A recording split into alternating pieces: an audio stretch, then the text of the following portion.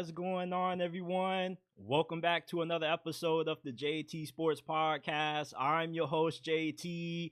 Week 11 of the college football season is in the books, and there's been so much madness going on today that I was so excited to come on here and give my thoughts on it all. I mean, we got another Mario Cristobal special. Losing to Georgia Tech now puts Miami's playoff chances on live support, because although if they win out, they still should make it to the ACC title game, there are some tiebreaker scenarios that could put Clemson in the title game for the conference over Miami.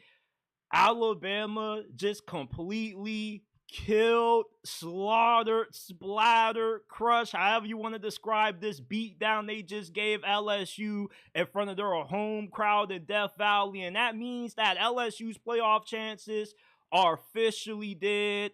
Texas splattered Florida. Was Billy Napier even worth keeping around after watching this game? I mean, Ole Miss bullied Georgia. When's the last time you saw Georgia just get pushed around the way they did today against Ole Miss? I was really surprised. And with how bad the offense looked in that game, a lot of Bulldogs fans are calling for their offensive coordinator, Mike Bobo, to get fired. Colorado continues their playoff push. They get a big-time win against conference foe Texas Tech on the road in Lubbock. And at this point, we got to stop denying the inevitable. Colorado is going to win this conference. They're going to be in the playoffs. I've been trying to tell y'all this all year long, but y'all kept saying I was insane, I was delusional, I was falling victim to the DR attacks. It's crazy how quiet the haters are now. Remember, we went from they won't even win 5-6 games to now all of a sudden complete silence. I don't hear nothing. And Ohio State, they got a matchup with Indiana in 2 weeks in Columbus.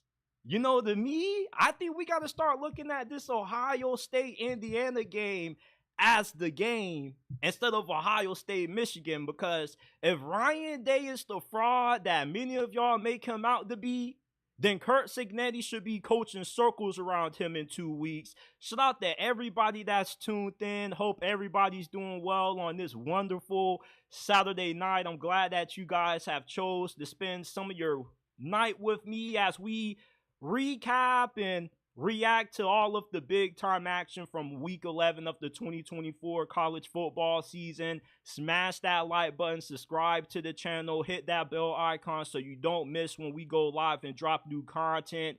If you're new, remember that we're not just a YouTube channel. You can check us out on all podcasting platforms: Apple, Spotify, Amazon, wherever you get your podcasts from. The JT Sports Podcast is available. Shout out to my guy, Mike is him. He says, yo, what's up? He said, man, glad we were able to beat Miami. Stop the Georgia Tech for the win, by the way. They played a great game. If you're listening on Facebook and X, also give us a follow, retweet the stream as well. And let's dive into it. So, Alabama 42, LSU 13. I want to give a parental advisory to all of the young LSU fans that are tuning into this segment. You might want to click off because we're about to discuss some violent details that took place tonight in Death Valley, because Alabama came into your trap and they took over your trap and they just embarrassed you. And a few years ago, when you hired Brian Kelly to replace Ed Orgeron, you were sold that Brian Kelly was going to be the dude to help you be what Alabama was under Nick Saban. Maybe not that good, but somewhere around that realm. And all the Brian Kelly tenure has been at LSU is a massive disappointment and a waste of a lot of money. Kalen DeBoer out-coached Brian Kelly tonight, just coached circles around this dude. And with this win, Kalen DeBoer is now 15-3 all time against ranked teams in his career. Meanwhile, Brian Kelly, the few years that he's been at LSU, he's 4-8 against ranked teams. Is this really what you paid for? I thought you were paying all this money to Brian Kelly for him to have you competing for national championships year in and year out. This is the same coach who had 3 first-round picks on this squad last year, and at best could only win 9 games. Normally, when you have a Heisman contender on your team, you at least make it to the conference championship game. You couldn't even do that with Jaden Daniels, who's carving it up right now in the NFL. Malik Neighbors, Brian Thomas Jr., they already have established themselves as one of the best young and upcoming receivers in the game, and Brian Kelly couldn't win with that squad. And this year, with the playoffs expanding to 12 teams, you would think that LSU would be a lock to get into the playoffs, because no way Brian Kelly's going to lose more than 2 games in the season, right? At Notre Dame, he said that he didn't have everything he needed to compete for a national championship consistently up there. He made all these excuses about how he needed more resources, he needed better players. Notre Dame wasn't able to give him that. So he comes down to Death Valley and still continues to underachieve like he did at Notre Dame. Meanwhile, Kellen DeBoer last year took Washington to the national championship game, took down Steve Sarkisian in the semifinals with the 34th rated roster in America that season. This is why great coaches in college football prove they're great coaches, because they can win with less. If you can win at Washington, you can definitely win at a place like Alabama with superior resources. Brian Kelly, though, he was underachieving at Notre Dame, and he still continues to underachieve at LSU. He couldn't do more with less at Notre Dame, and then he gets to LSU, he's doing less with more.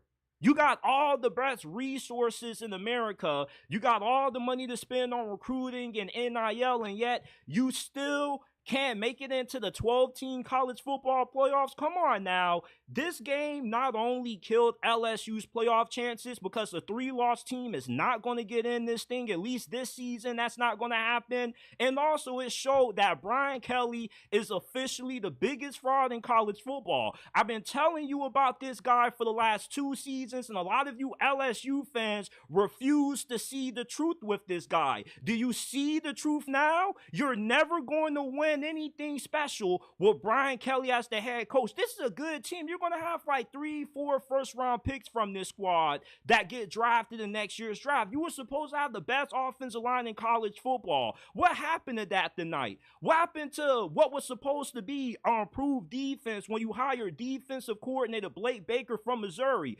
LSU's run defense was an abomination tonight. And they've struggled on the ground all season long. Tonight, they gave up 312 rushing yards. 185 of those yards were thanks to Jalen Milroe just embarrassing this defense. They were just allergic to tackling Jalen Milroe. Anytime he took off with the ball in his hands, this man was making some big plays happen.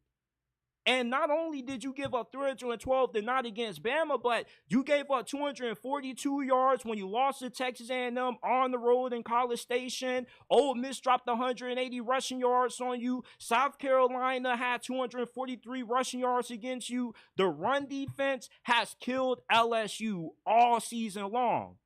And their red zone struggles still continue to be a problem. They can't finish drives. We saw early in this game, they drive downfield, they get into the red zone, and they're forced to have to kick a field goal. And then you also get a costly interception by Garrett Nussmeier, which is really when the game went out of whack for you, and Alabama just completely took over this thing. And Garrett Nussmeier, when I watch him, I see a quarterback that makes a lot of NFL caliber throws. He can fit a lot of tight passes into small windows. You know, he has a really good arm, really good mobility, but he reminds me a lot of Jameis Winston when he was at Florida State, because as good as what Jameis Winston was when he was playing for the Seminoles, the dude was a turnover machine, and that is the same issue that Garrett Nussmeier has. Similar to Jameis Winston, can't take care of the football. Tonight you had 3 turnovers, 2 interceptions, and a fumble. You also had 3 interceptions when you imploded in the second half against Texas A&M. Garrett Nussmeier, it's not fair to put all the blame on Brian Kelly for why LSU has came up short this year and why they have underachieved this season. You got to give Garrett Nussmeier a fair share of the criticism. As much as it is easy to slander Brian Kelly, he's not out there throwing these passes. Garrett Nussmeier is, and at times, the guy just seems to have tunnel vision. That red zone interception that he threw made me laugh because that's the same interception that I throw in the red zone every time I play college football 25. And Garrett Nussmeier, he has been in this LSU program for a while, so I wouldn't technically call him a young player. He is a little bit of a veteran, but he still is fairly young because he doesn't have a lot of starts under his belt, and I believe next season he'll be better than what he's been this year. And he hasn't even been that bad. It's just that in big games and crucial moments in the second half, the guy just falls apart. I don't know what it is with Garrett Nussmeier. Maybe it's a mental thing. Maybe it's the play calling. But tonight was the bow tie around what's been a really underwhelming season for LSU this year. You start off week 1 losing to Lincoln Riley and USC, which turns out the Trojans suck this year. Then you get a big win against Lane Kiffin and Ole Miss. Cool, but then you drop 2 of your other biggest games on the schedule to close out against A&M on the road in College Station after Garrett Nussmeier was talking shit about College Station not being that hostile of an environment to play in, and then you just get obliterated by the biggest rival that you play. This, to me, shows that LSU needs to part ways with Brian Kelly. There's no reason keeping this guy around. He just isn't a good enough coach for LSU to win a national championship or even win the SEC in the toughest conference in America. When Brian Kelly first entered the SEC, when LSU made the move to steal him from Notre Dame, he was a big fish in somewhat of a small pond because at the time he took this job, there weren't a lot of elite coaches in college football. But fast forward to now, you got Kalen DeBoer, you got Mike Elko, you got way more good coaches in this conference now than what they were when Brian Kelly first got hired down in Death Valley. And with more good coaches entering this conference, it further has exposed how big of a fraud Brian Kelly is because he went from being a big fish in a small pond to becoming a little fish in the ocean. If you were to rank your top 3 coaches in the SEC right now, Brian Kelly wouldn't even sniff close to any of these guys. You definitely would have Kirby Smart, then Steve Sarkisian, then Kalen DeBoer, and then at 4, I probably would go Mike Elko before I take Brian Kelly. Brian Kelly cannot win big games. Alabama tonight, they just put on the onslaught. They murdered these guys in their own home turf, which makes this loss even more embarrassing. And Jalen Milroe, listen, I apologize to you, brother. You feel me? Like, I crucified you after that loss against Tennessee, and I felt like you deserved that criticism. You were playing like shit. You feel me? You weren't looking like a Heisman contender like you were to start this season against Wisconsin, but against Missouri, he played pretty well. But tonight was the best game that Jalen Milroe has played in nearly a month and a half. He didn't really do that much through the air, only had 109 passing yards, but he didn't really need to throw the football that much because LSU's run defense just let you get whatever you wanted to every time you tote the rock. I was really impressed with how good Alabama played in this game. Both sides of the ball, defense, offense, special teams, flawless execution tonight out of the Tide. And a lot of you Alabama fans owe Kalen DeBoer a huge apology because after Alabama lost to Vanderbilt and Tennessee, you guys were ready to put this dude's head on a platter. Kalen DeBoer has won every word that he's been. And he's doing the same thing that he's done all throughout his coaching career right now at Alabama.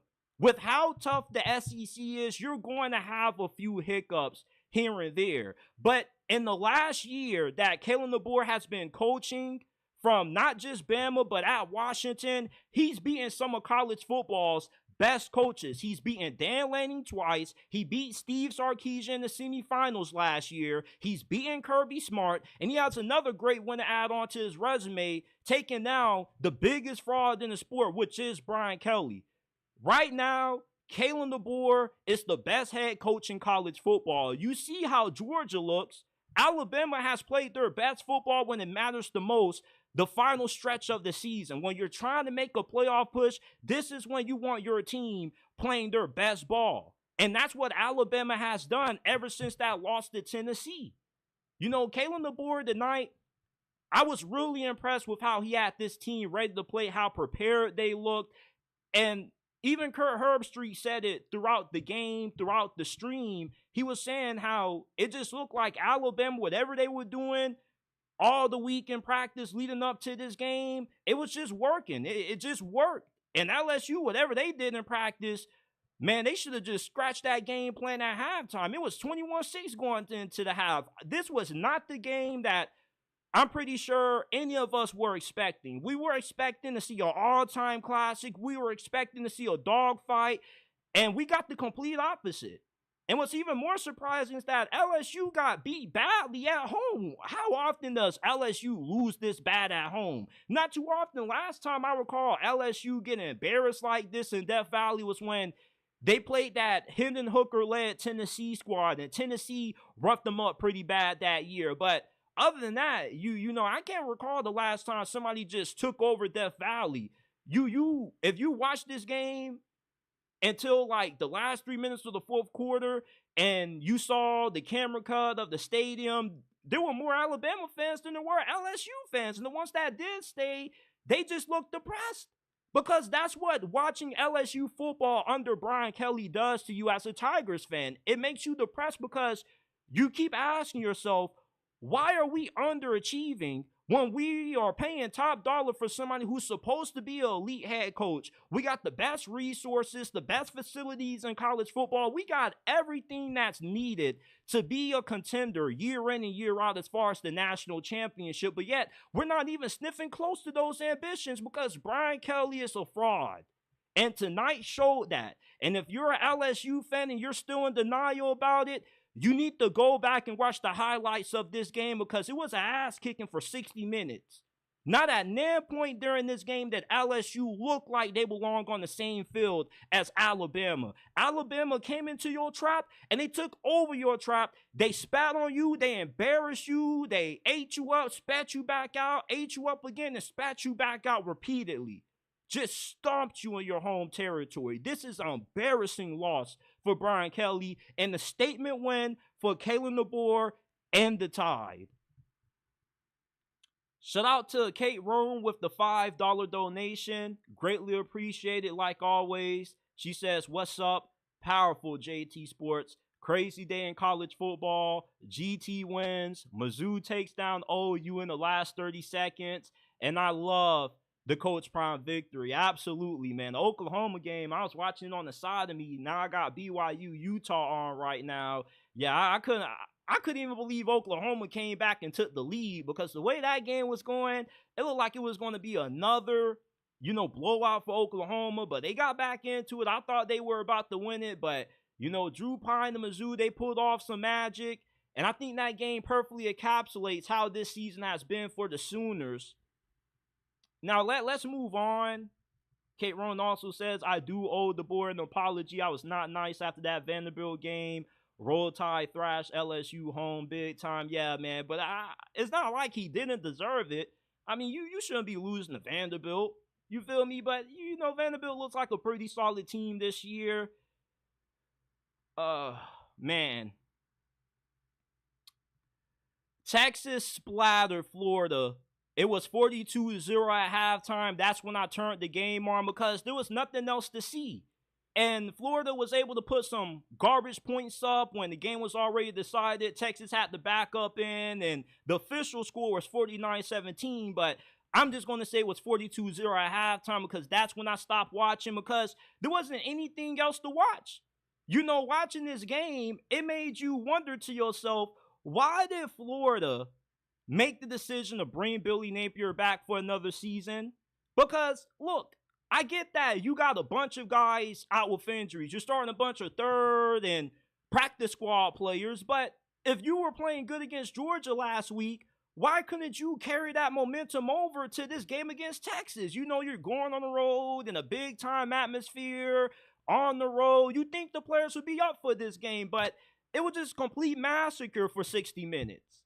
And I'm not going to completely bag on Billy Napier like a lot of y'all want me to, because I mean, listen, Texas has a top 3 roster in college football. You know, they got deep pockets down there in Texas with all that oil and gas money that they be having.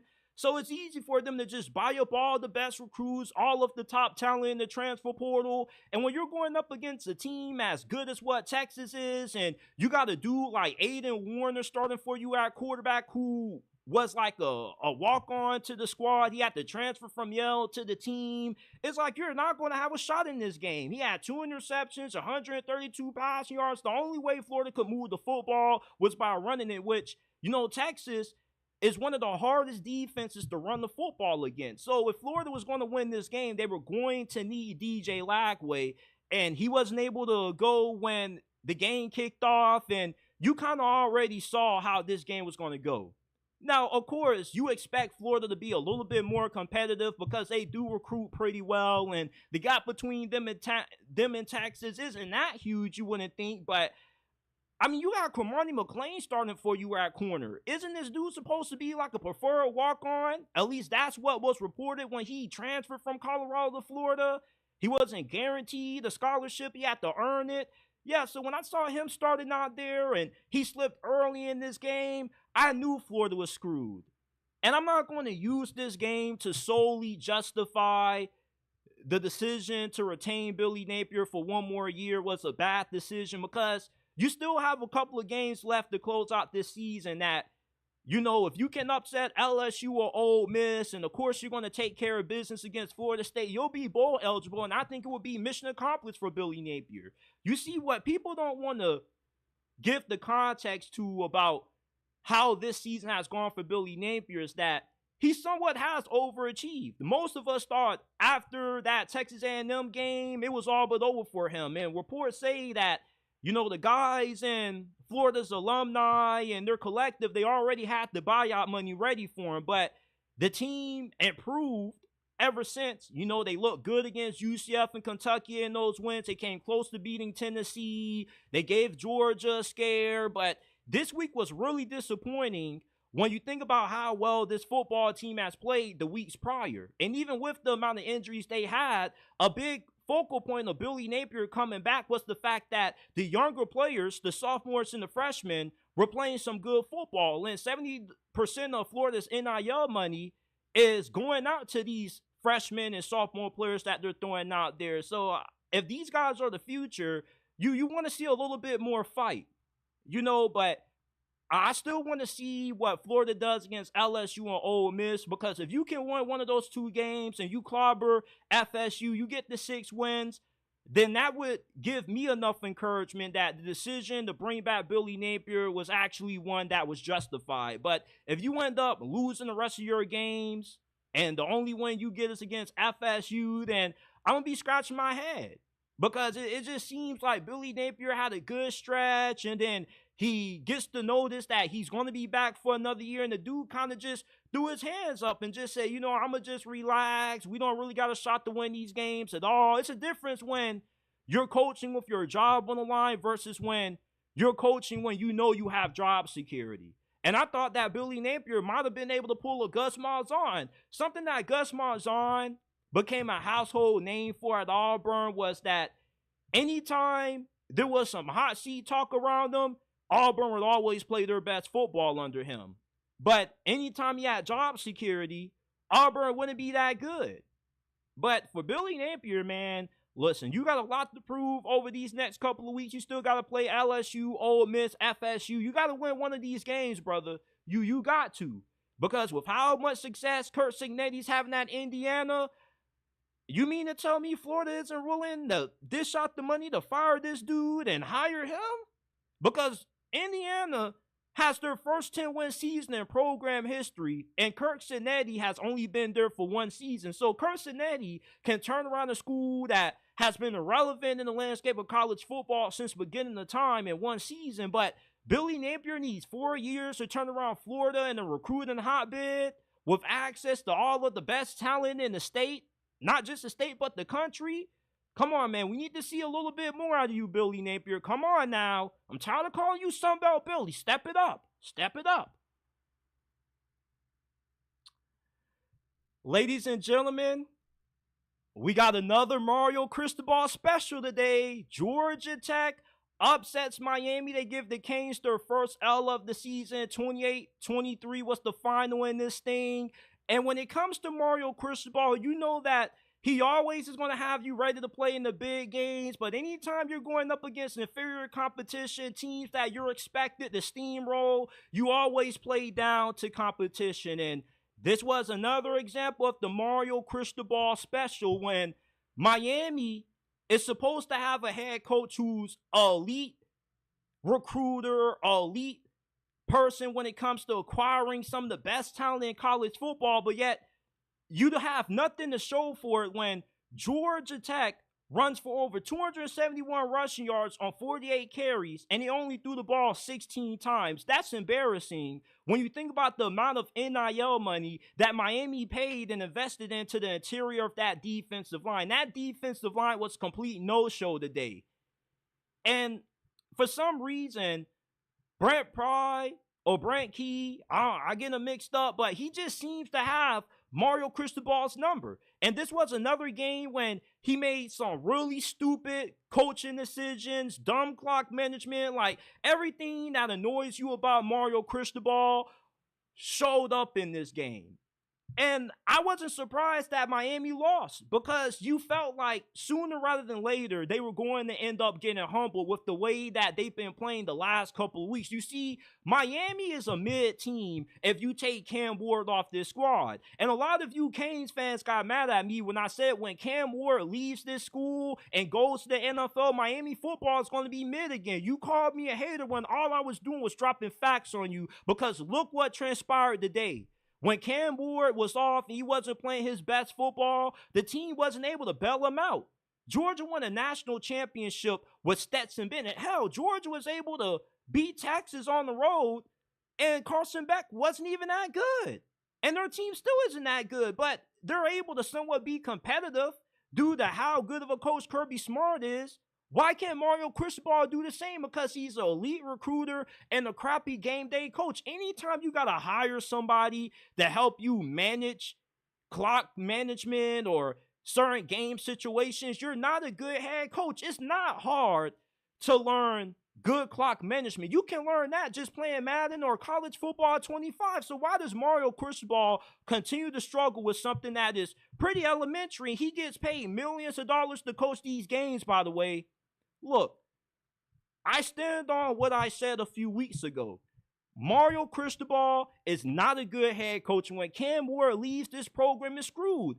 If this guy is recruiting top 5 classes, bringing in great portal classes, but you're losing to Georgia Tech, you're not a good coach. It doesn't matter how talented of a team you have if you don't have a good enough coach to put these players in positions to win. With the way Georgia Tech was running the football, you would have thought that they were still running the damn triple option out there. 271 rushing yards is insanity in today's new age of college football with how often these teams like to throw the football and spread it all over the field.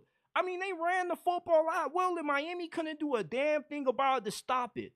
Like, you would have thought that Georgia Tech was the team that was bringing in all these top 5 recruiting classes, all these good portal players with the way they were playing, because it made it look like Miami's investments this season were lost in vain. It was just wasted money. Where were all these guys who got paid all this money, NIL money out on the defensive line? Nowhere. They were giving up 271 yards.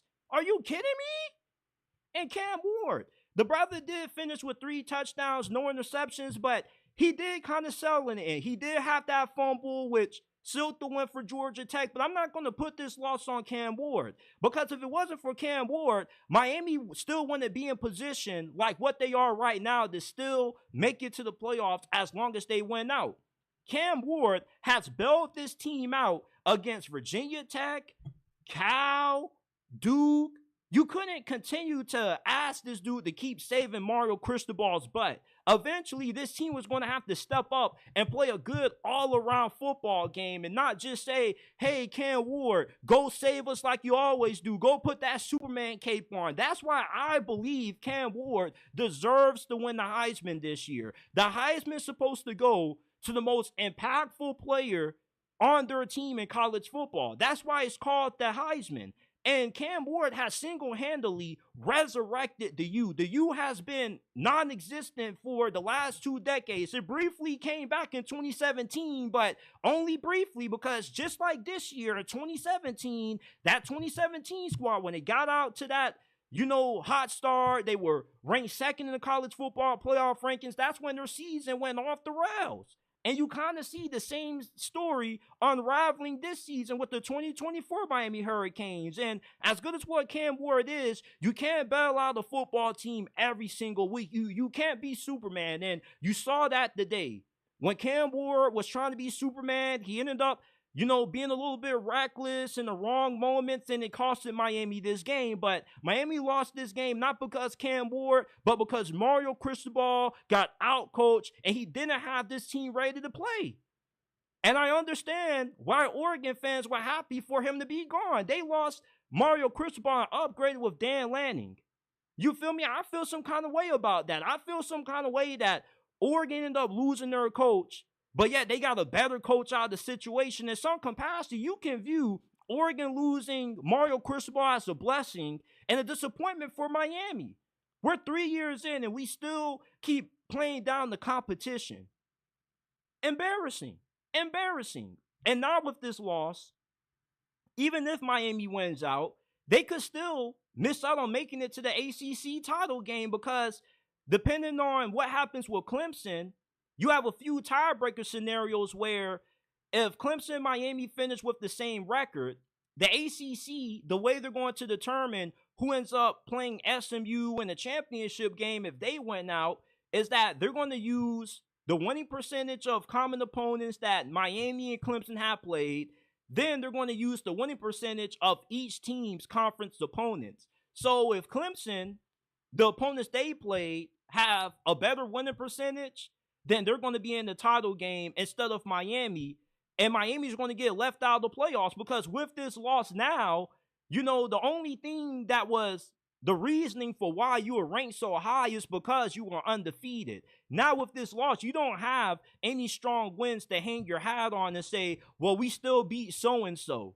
You feel me? It's not like you have beaten any ranked teams. Maybe Louisville, beating them could help you because they will be ranked eventually, but you close out the season playing Wake Forest and Syracuse. Beating those schools doesn't really help you that much if you don't get into the ACC championship game and you lose the tiebreaker with Clemson, because then you don't have a strong argument to get into the playoffs. You can easily make the argument for a 2-loss Big Ten or SEC team getting in over you. Miami really put themselves in a bad position with this loss to Georgia Tech today, and it was a loss that most of us saw coming. It wasn't a shock to me. Georgia Tech just seems to have Mario Cristobal's number, and this team wasn't ready to play. And that's why I still believe that when Cam Ward is gone and you lose a generational talent, you're going to revert back to what Miami was before he arrived, which was mid. At best, they'd probably be a 9-win team. It doesn't matter how good you recruit, because you had a way better team than Georgia Tech, and yet they still beat you, and they outgained you on the ground with 271 rushing yards on 48 carries. Come on now. When's the last time you can recall Georgia getting held to only 10 points on offense? You got to go back 8 years ago to 2016 when Kirby Smart was fresh in Athens, Georgia. That's the last time Georgia was held to 10 points on offense. And this is the first time since 2020, 4 years, since Georgia has had 2 losses in the regular season. And this is a signature win for Ole Miss and Lane Kiffin because, I mean, Ole Miss just completely bullied Georgia. They was tossing Georgia around like a cold salad. Ole Miss defensive line, all those guys that they brought in on the interior of that unit in the transfer portal, that was money well spent because they were wreaking havoc against Georgia all afternoon. They had 5 sacks, 9 tackles for loss. Carson Beck was getting harassed all afternoon, running for his life, and your defensive line was so dominant in this game that you scared the hell out of Georgia's offensive coordinator, Mike Bobo, to the point where he was scared to throw anything that was past 10 yards downfield. All he wanted to call was bubble screens and short passes because Georgia's offensive line just couldn't stop Ole Miss defensive line from getting to Carson Beck. It seems like every time Carson Beck snapped the football, somebody was in his face about to crash him to the ground. And not only was Ole Miss pass rush really good, but their secondary was shut down today. They completely shut down all of Georgia's receivers. And Georgia doesn't have a bad group of receivers. You do have some talented guys in that receiver room, but they are inconsistent when it comes to catching passes. You saw a couple of drops in this game. And I mean, like, Carson Beck had nowhere to go with the football a lot of times. And Georgia also got held to only 59 rushing yards. And this just was a complete nightmare performance out of Kirby Smart's offense. I mean, you couldn't run the ball. You couldn't throw the ball. It just was a disaster. And Georgia had 10 drives in this game. They only scored on 2 out of 10 of those possessions. And one of those touchdowns, the one that they scored in the first quarter, only happened because of the Jackson Dart interception that he threw. If it wasn't for that interception and Georgia was forced to have to drive the length of the field to score, they probably only scored 3 points in this game. The offense was as bad as what I've ever seen out of Georgia. Hell, on their last 4 possessions, crunch time, which is when Georgia normally plays their best football, they had a fumble, an interception, another fumble, and a turnover on downs to close the game. They didn't have more than 2 plays in this matchup that went for more than 20 yards. Ole Miss just completely scared Georgia offensively in this game. They were scared to be aggressive. They were scared to take shots. This was a well-coached game by Pete Golding because Pete Golding, I didn't really know how good he was going to be when he left Alabama for Ole Miss. Most of the time, if you're a good assistant or a good coordinator, you're not leaving Nick Saban. You're going to get a head coaching job. So with how bad Ole Miss defense was last year, I had my fair share of reservations about Pete Golding. But this was a spectacular game that he called. I mean, Mike Bobo and Carson Beck, they just looked shell-shocked on that sideline. It looked like how Georgia looked defensively last year when Ole Miss played them. But the roles were somewhat reversed. Like, Ole Miss were just tossing these guys around like they were rag dolls. And it shows you that Georgia is no longer the team that we thought they were coming into this season. If you needed any more proof of that, this game tonight was that. You know, Georgia is still a good team, you know, but they aren't an elite team. And, you know, when they beat Texas, maybe that was just one of those instances where it was a lightning in a bottle situation, because if Ole Miss was to play Texas today, I would like Ole Miss to beat Ole Miss by at least 2 touchdowns in that game. So for Georgia, you know, I don't even know if you can beat Georgia Tech or Tennessee next week with the way that you're playing. And we could see Georgia miss the playoffs this year, which is something that I don't think any of us could have saw coming. And another thing that I want to talk about, you know, with Ole Miss is Lane Kiffin. This win means so much for him because I feel like it now stamps him as an elite coach in college football. I never considered Lane Kiffin to be an elite coach until this game happened because he never really had a big win that made you go, oh yeah, like Lane Kiffin is that guy. And he got it today taking down Georgia. I don't care if this is a down Georgia team. Anytime you take down Georgia, it's tough to do because this team just has a lot of resiliency. They always are going to fight until the final whistle gets blown. And for Ole Miss to just kick their butt like this was really impressive. And Lane Kiffin is my favorite head coach in college football. I miss you so much down here in Boca Raton, my brother, because you are the best thing that ever happened to my alma mater, Florida Atlantic University, because ever since Ole Miss took Lane Kiffin from FAU, it's been downhill ever since. And if Lane Kiffin ever wants to come back and coach some college football in Florida, you should ignore FSU, ignore Florida, ignore UCF, come back to Boca, man. We miss you so bad down here. Like, my Owls, man, we got Tom Herman as our head coach now. Like, Lane Kiffin was a blessing to FAU football. And I can't reiterate that enough. So I'm glad to see him finally getting the success that he deserves at Ole Miss. And as long as they win out, they will be a lock to get into the 12-team college football playoffs. Some people are wondering, how much damage can they do in the playoffs? I think they can beat anybody outside of the SEC. Like, the only teams I don't think Ole Miss could beat are Oregon and Texas. Everybody else, I think they got a fair shot at beating. I see them being able to go toe-to-toe with Ohio State with how questionable their trench play has been on the O-line, the D-line. I can see them beating Tennessee. I can see them beating whoever they got to play from the Big 12. Ole Miss is a really good team. They beat Penn State in the Peach Bowl last year, if I'm not mistaken, as well.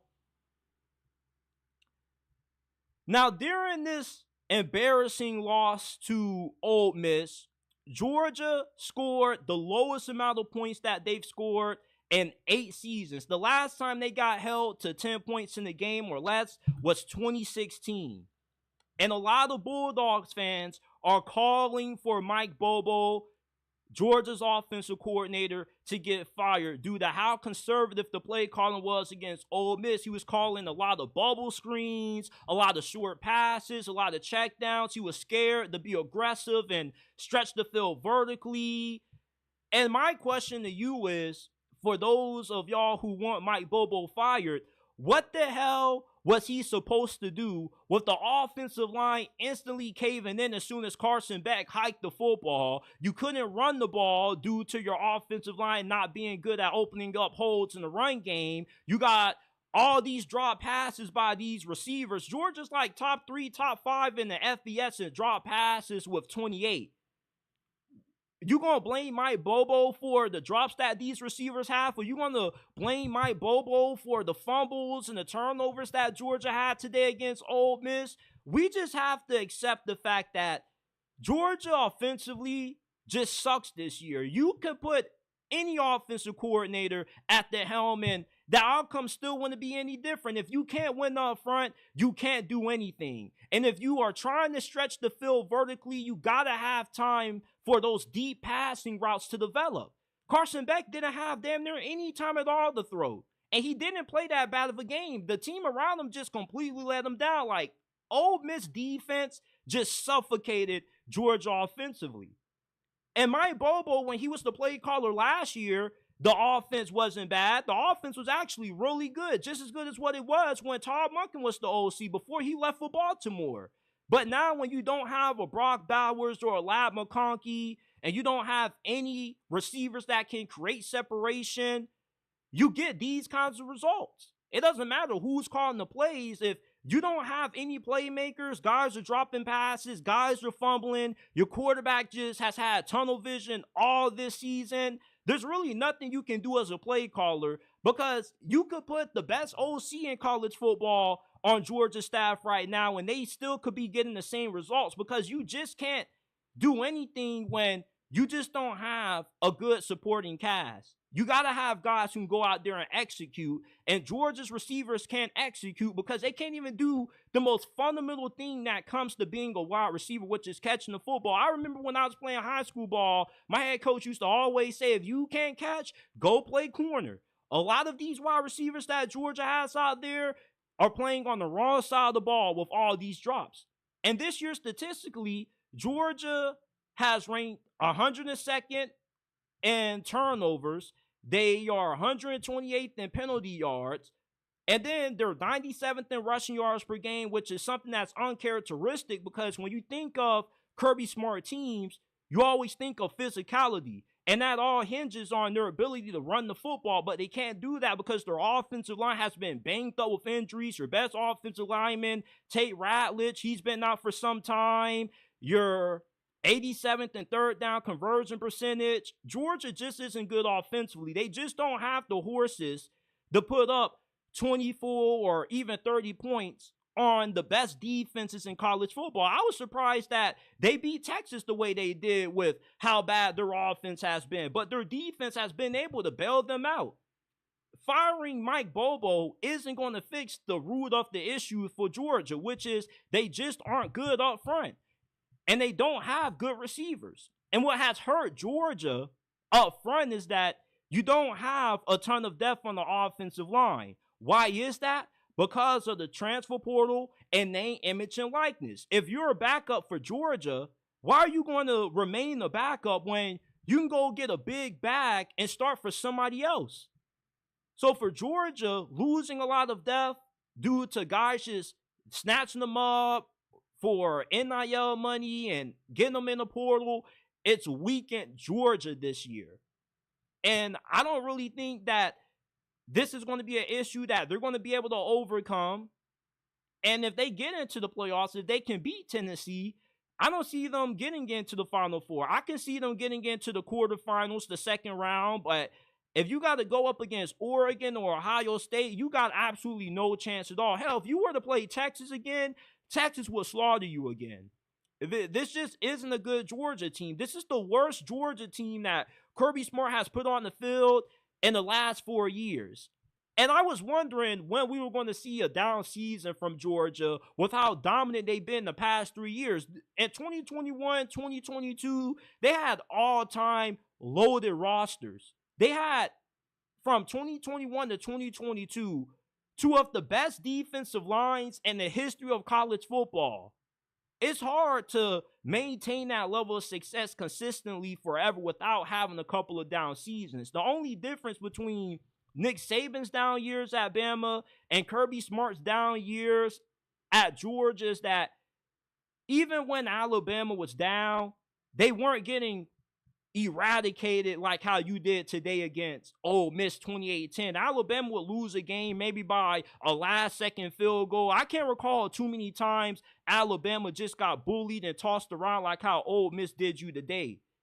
And firing Mike Bobo wouldn't change anything because your root of the issues is that you just can't do the fundamental things that it takes to have a lead offense, which is protecting your quarterback, opening up holes in the run game. You just don't have a good offense. You don't have a lot of talent at wide receiver. And when this season concludes, Kirby Smart needs to get with all of his donors. He needs to hit up his NIL collective and say, hey, man, like, we need $10 million, at least $15 million to buy the amount of talent that Ohio State and Oregon bought. This is what it's coming down to. It's free agency now, pretty much. It's the equivalent to NFL free agency in a sense when it comes to the transfer portal. If you have needs and you got to address them ASAP and you don't have time to wait on younger guys to develop, you got to buy up those great receivers if you got the money to do so. Kirby Smart has to do that. Why does Georgia not have a Ryan Williams or a Jeremiah Smith? You feel me? For Georgia to be the program that they are and to have the reputation that they have, you would think they would have some of the more dynamic playmakers on offense. Now, I get that you did get Trevor Etienne, and at the time when it first was announced he was transferring to Georgia, everybody was excited about how good he was going to be, but he's been banged up this year, and it's just been tough sledding for Mike Bobo and that offensive staff. But there's nothing that changing your offensive coordinator is going to do, because your offensive line and receivers just aren't good this year, and neither is Carson Beck. Imagine if you had a Cam Ward at quarterback this year. You feel me? Like, Georgia has to step it up. You got to spend that bread, Kirby. You got to drop that money. And listen, I know you don't like paying these guys, but you can't be stubborn forever, man. Look at what's happening with Dabo Swinney. Eventually, you got to change your philosophy. But firing Mike Bobo is not going to help Georgia out. You just got out-coached, outplayed, and out-talented by Ole Miss. There was nothing you really could do, man, at all. Carson Beck, as soon as he drops back the pass, dudes are blasting him in the face. What can your offensive coordinator do about that? The only thing you can do is call screen plays and short passes. You mean to tell me you finna be dialing up 40-yard bombs when your quarterback only has 0.9 of a second to throw? I'm glad some of y'all aren't calling the plays, because if y'all were, y'all would have got Carson Beck broken in half out there. Straight up. Shout out to everybody that's tuned in. Shout out to Chad Kelly. Shout out to Big Mouth Rob. Shout out to M Sparks. Hey, M Sparks, I'm so happy Pitt lost today. You did my Hurricanes a favor. Now all we got to do is win out. Don't got to worry about Pitt. Now we just need South Carolina or somebody else to finish off Clemson. Let's move on. Colorado continues their playoff run. They get another big win, this time on the road in Lubbock, 41-27 against a really good Texas Tech team. And I said a few weeks ago, if Colorado can beat Texas Tech on the road in a hostile environment, they're going to win out, they're going to win the Big 12 title, and they're going to stamp their ticket into the college football playoffs, and that is going to happen. And I've been saying this before the season started. All y'all like to call me Deion haters, but I'm not a hater, because I'm the only person, it seems like, on the planet that actually believe that this squad could actually go the distance, win this conference, and make it to the playoffs. And everything that I told y'all was going to happen has transpired. The reason why I was so high on Colorado this year is because this was the most talented team in the Big 12. And the Big 12 is nowhere as good as what the Pac-12 was last year. You don't have a Oregon in this conference. You don't have a Washington either. A lot of these teams are like good 9-10 win teams. You don't have nobody that has the capability to be a national championship contender. So with that, Colorado, although they do have inefficiencies on the offensive line, you don't have anybody in this conference that's good enough to take advantage of their offensive line not being that good, like Nebraska was. Nebraska has one of the best defensive lines in college football. They're top 10 in the nation in sacks per game. They got a lot of monsters on that defensive line. Nobody in the Big 12 has the talent up front that Nebraska does. And when you're not able to get pressure on Shedeur Sanders, you give him all day to throw the football. He's going to carve you up with the amount of talent that he's throwing to at receiver. Colorado has 4 wide receivers that are going to be playing in the NFL next year. We all know about Travis Hunter. We all know about LaJohntay Western, Will Shepard, Jimmy Horn Jr. And if you don't know about those guys, you need to go do your research on them, because all 4 of these wide receivers are absolute studs. And not only is it hard to find teams that have a good enough pass rush to slow down Shedeur Sanders, but it's also hard to find teams that have enough talent in the secondary where they're 3-4 deep at corner and they can slow down these wide receivers in one-on-one coverage.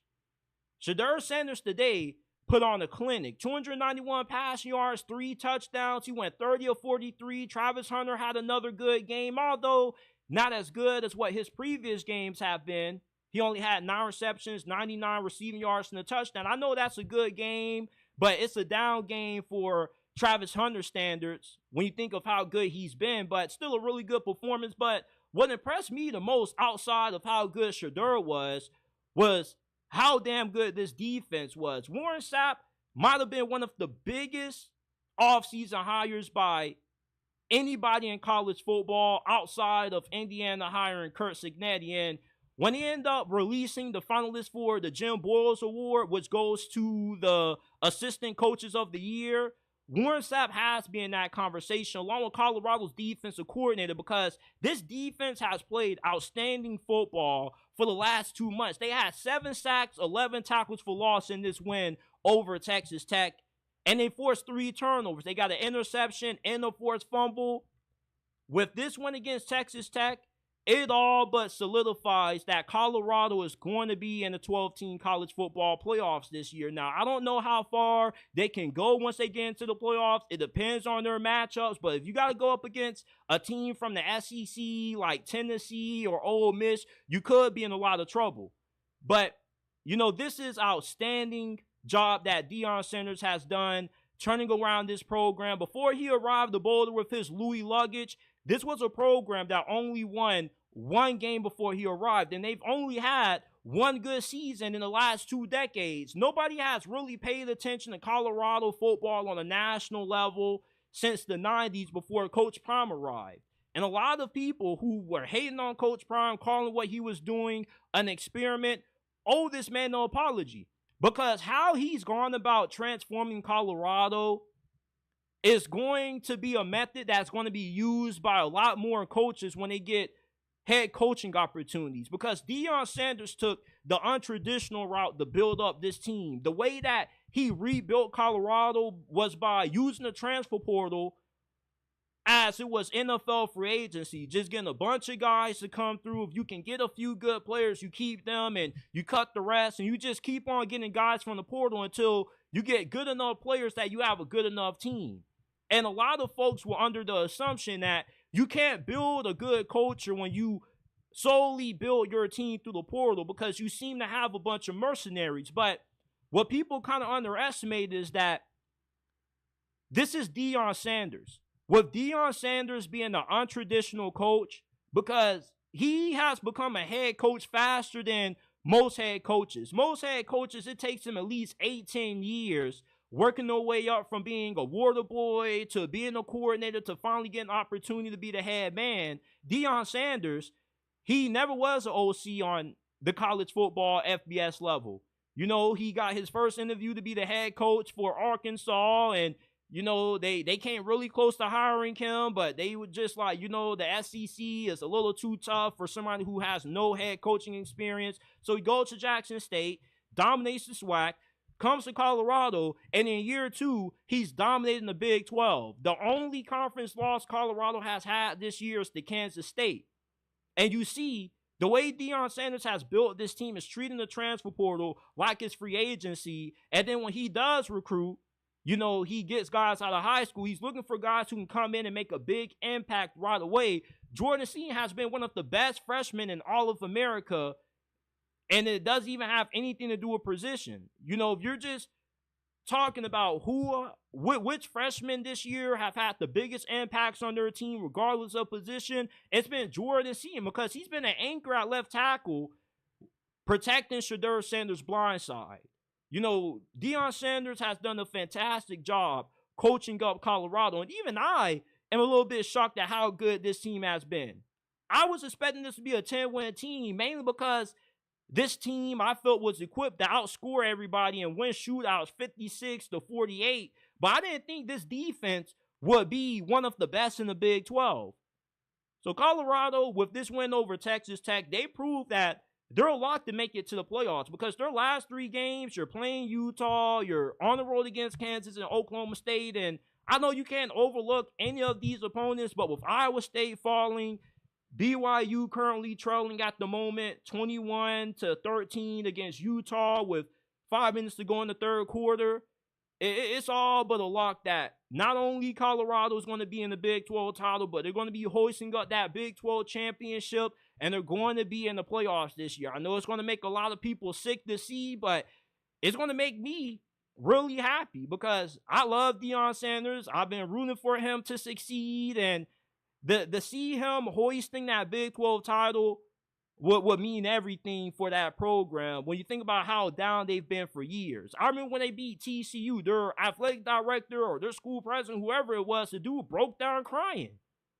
Deion has been a miracle worker for this program and that community with everything that he's meant to Boulder and Colorado's football program. The last thing I want to talk about before I get up on out of here,